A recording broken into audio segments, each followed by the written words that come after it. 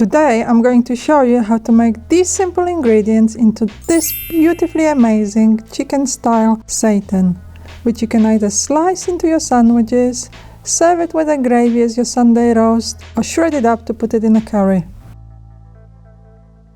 This recipe will literally change your life. If you haven't discovered seitan yet, this recipe is one of the easiest ones you can start with. You will need some vital gluten flour, otherwise known as a seitan flour, which you can get in many health food stores or online. Interested? Come and join me and I'll show you how easy it is to make it. For this recipe you will need a blender and preferably a food processor with a dough hook. Measure 250 grams of seitan flour, 1 teaspoon of garlic powder, 1 teaspoon of onion powder, half a teaspoon of salt, 2 teaspoons of universal vegetable seasoning, 1 teaspoon of dried parsley, 1 teaspoon of mustard powder, a quarter of a cup of nutritional yeast. Mix it all together. Take 1 can of chickpeas and pour it into your blender, including the chickpea brine known as aquafaba. Add 200 milliliters of hot boiling water, a splash of soy sauce,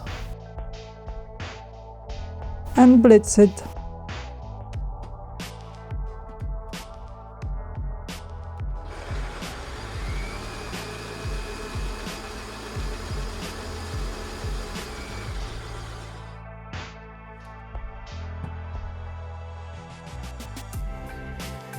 Pour the blended chickpeas into the seitan flour and use a spatula to incorporate the flour into the liquid.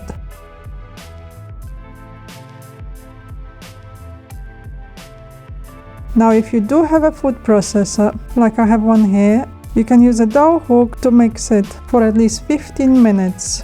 You can potentially knead it by hand, but this is so much easier to use the machine.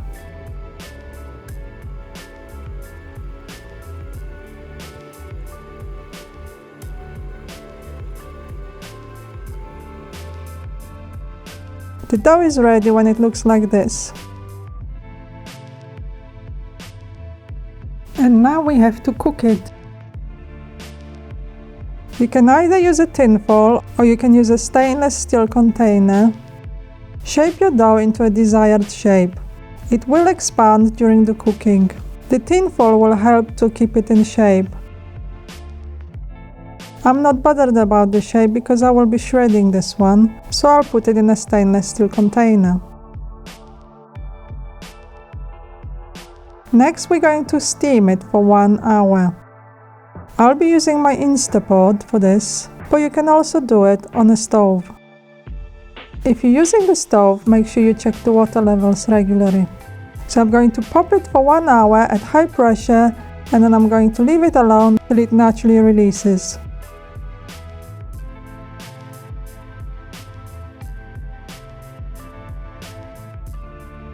So there we go, 1 hour later. Be careful, it's very hot at this point. Let it cool down, or if you want, you can serve it immediately.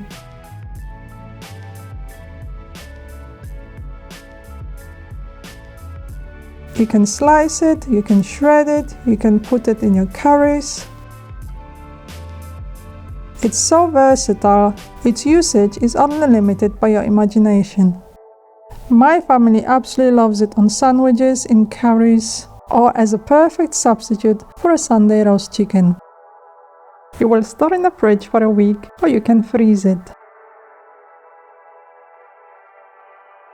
I hope you enjoyed this recipe. Join me next time when I'll be showing you more seitans and other healthy food hacks.